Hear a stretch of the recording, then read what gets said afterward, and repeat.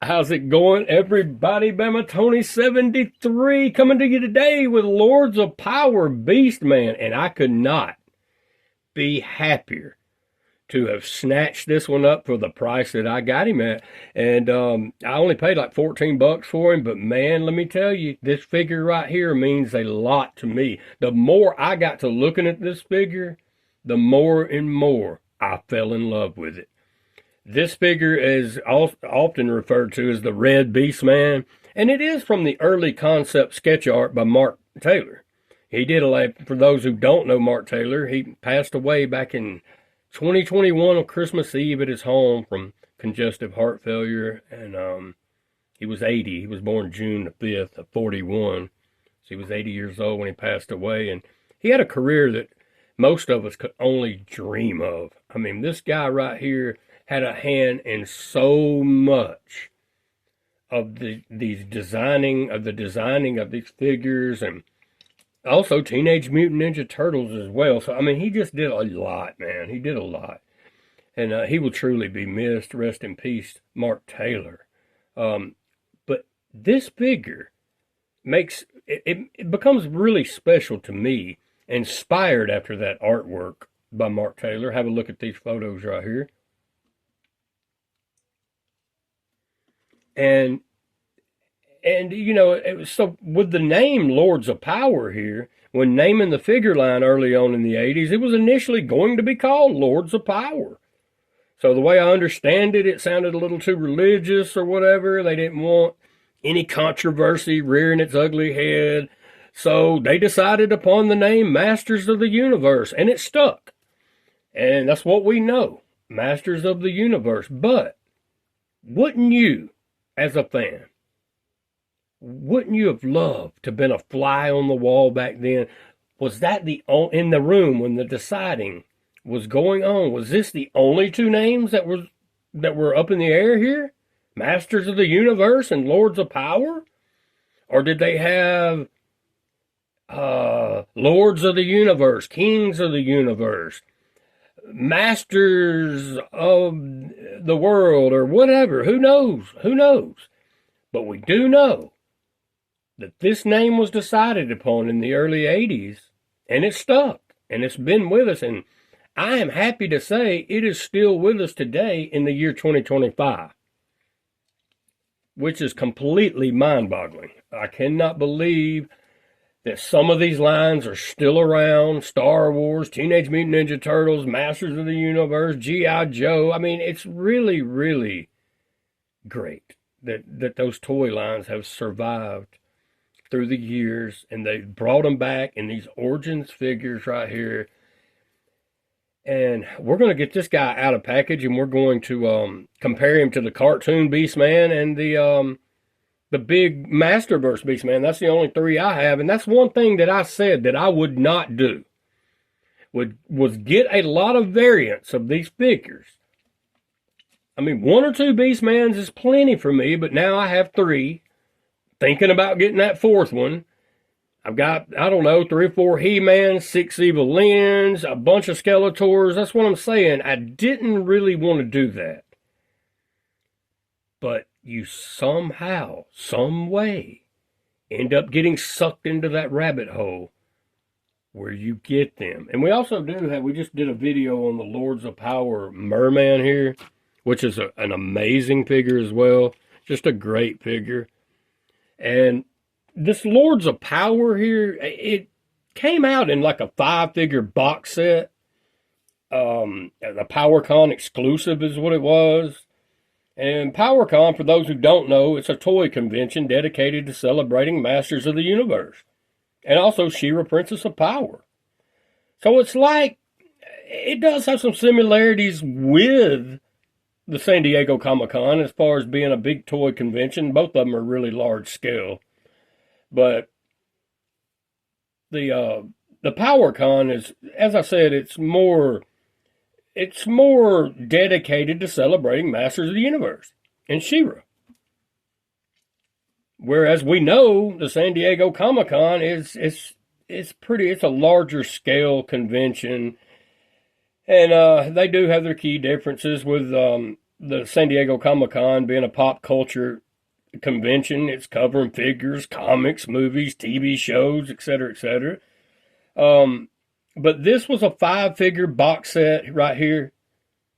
I didn't get a chance to get this because I just started collecting Origins and all of this stuff again in my life less than a year ago. So I didn't never hear about this till recently, actually, about the 5-figure box set here. But it is amazing. And I feel if you're an in-box collector, then you really, really need to get up on this. It is a couple of $100, but I believe it's worth it. I mean, I believe it's worth it. But you can pick it up on eBay for a couple of $100. I wouldn't want to open it, even though they have made it collector friendly. You know, I wouldn't want to open it. I'd just leave it as is and display it that way because the box is amazing, and you have Man-at-Arms, He-Man and Skeletor, and then you have Beast-Man and Mer-Man. And it just has this is the same Beast-Man and Mer-Man. They just have different paint deco. But this one is the red Beast-Man. And as I mentioned, it is inspired after the early concept sketch art by Mark Taylor. So this one does hold a special place in my heart for that reason. So let's have a look at the card art here. On the back, we have Beast-Man and He-Man going at it here. And we have He-Man with his axe drawn back. Thank you for focusing. I appreciate that very much. Thank you. Beast-Man's primal rage is a feral force that only Eternia's mightiest can hope to contain. Isn't that the truth? Look at him. He looks amazing. And he don't come with any weapons. But I knew he was on the way. And I knew he needed a whip. So if you have some old cell phone chargers laying around, you can make it happen. And that's exactly what I did, and it looks cool, and it'll look good with him. But this figure is amazing. Down here in the cross sale, you have He-Man, Lords of Power Beast-Man, Skeletor, the Eternian Goddess, Webstor, and Stinkor. So if you notice here where they've added the He-Man and Skeletor, that's not in the wave. These four are in the wave. It says new for 21 above them. And they are in the wave. This He-Man and Skeletor here, they just have the different, like, vintage style head sculpts as far as I know. That's the only differences in them. But, yeah. But the Eternian Goddess, Webstor, and Stinkor, and the Lords of Power Beast-Man is part of that wave. So, yeah. But amazing, man. Just amazing. Twist into powerful battle positions here. And it's just a real great figure. I mean, his war paint looks really good. He does have the his armor back there packaged up, and we'll have a look at it. We'll get it strapped on him and have him ready to go at it. If you've noticed here, I still have Jitsu, Night Stalker, Fisto, and Stridor. Still, they're reared back, and they're ready for battle, but neither one of them make a move. For some reason, I think they're scared a little bit. But I'll let you know what happens with that. I'll let you know what happens. Something's bound to. I mean, one of them is eventually going to make a move. And we'll see what happens with it. We'll see how it turns out. But just going back to that Lords of Power name, just think about it. It would have been Lords of Power Terror, He-Man and the Lords of Power Faker, Lords of Power Buzz-Off, Heroic Spy in the Sky, and so on and so forth. I mean, I think that it would have made it either way. It was inevitable that this figure line was going to succeed regardless of the name. But I could see, being in Kmart back then with Grandma and, hey, Grandma, will you give me this? And her being a Christian lady and her seeing that name Lords of Power and, no, we're not going to be able to do that, Tony. I'm sorry, talk to your dad about that or whatever, you know what I'm saying? So that's kind of, I don't know if they thought that it would hurt sales at retail or whatever, but whatever they did, it absolutely worked, and it worked amazingly. because we still have these figures around today to enjoy, and they are still releasing them today. I couldn't be happier for it. This figure here, I feel, is highly underrated. A lot of people say that it's the Big Jim remake or whatever. I don't think so. If you look here at these pictures, there are some differences. And the Big Jim came out the year I was born, back in '73. So he's 51 years old. I mean, it's Big Jim. So I don't know. It looks a lot different, as you see, with the head sculpt and the teeth, and everything seems to be, it's a different figure, but the same idea. But enough time wasted. Let's get this guy out, and we're going to compare this Lords of Power Beast Man to some other Origins figures and see how he stacks up. I'll be right back. All right, y'all, I've got this Lords of Power Beast Man out of packaging, and he looks amazing. As you see, he came with this little bag with his armor. It's like his Legion of Doom, his Road Warriors armor there is what it looks like to me. And he came with the, as they all do, with the instructions. What can, what can't come off of the figure, just pay attention to this. And when you go yanking parts off, you should be good to go. But I do keep these. We'll have a look at the comic, which is called Rock in a Hard Place. Rock in a Hard Place. So pause it if you want to read the comic.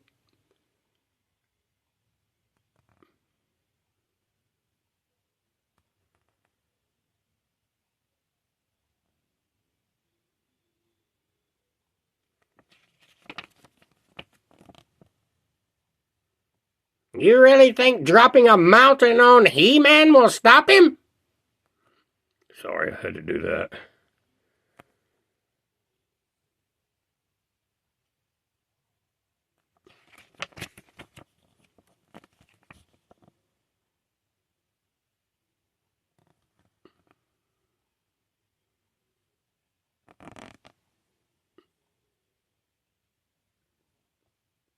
Pretty cool indeed. You have far too much on your mind. And the cross cell back here, you have He-Man, Beastman, Skeletor, Eternian Goddess, Webstor, and Stinkor. Which, as I mentioned, the wave is only the Lords of Power Beastman, Eternian Goddess, Webstor, and Stinkor. Those four. So let's see what this guy looks like with his armor on. So let's get that on him without delay. So you'll probably have to position this around a little bit because it is bent up pretty good. So I'm going to bend it back. Let's go ahead and see if we can get this on him right now.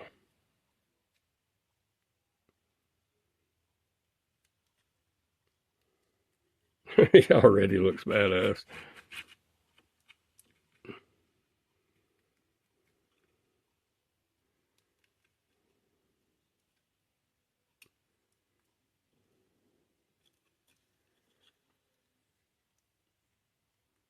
So we don't want to fight with it here today. Let's get in there now. There you go.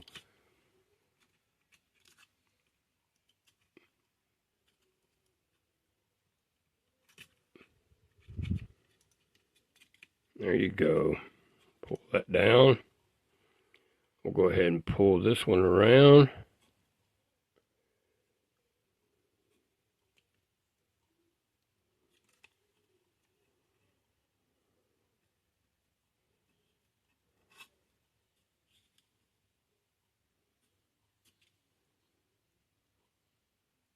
Not the easiest to get on, by no stretch. There we go.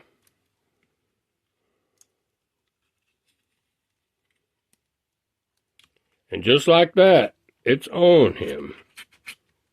Ah! I really love this Beast Man. Got him strapped up, ready to go. You might want to put this in some hot water or just hit it with a heat gun or something and bend it around. It's not too bad, but it could be a little better, but it's fastened in pretty good. It ain't going anywhere. And we'll give him the whip that I made for him. We'll see how it goes on his hand. Yeah, it fits okay. And it is bendable, so you can position it how you want. Don't look bad at all. I'm cool with it. It gives him something to have to hold there, so don't look too bad. Have it back like this if you want to, like he's about to strike somebody with it. But something like that. But pretty cool. Let's get it off. I might have to do a little adjusting on the whip, make it a little tighter right here. But other than that, it's definitely going to be Beastman, Lords of Power Beastman's whip. Okay, so let's see what he looks like next to this cartoon collection. Beastman. Looks pretty cool. Looks really cool next to the Lords of Power Mer-Man as well.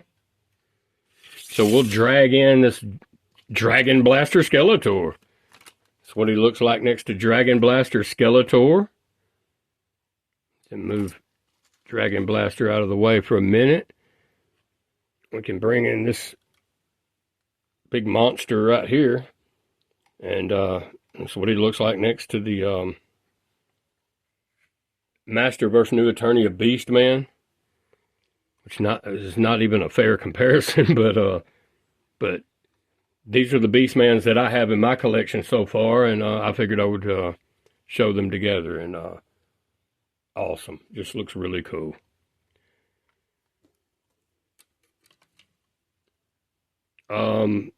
We can even see what he looks like next to Rammy.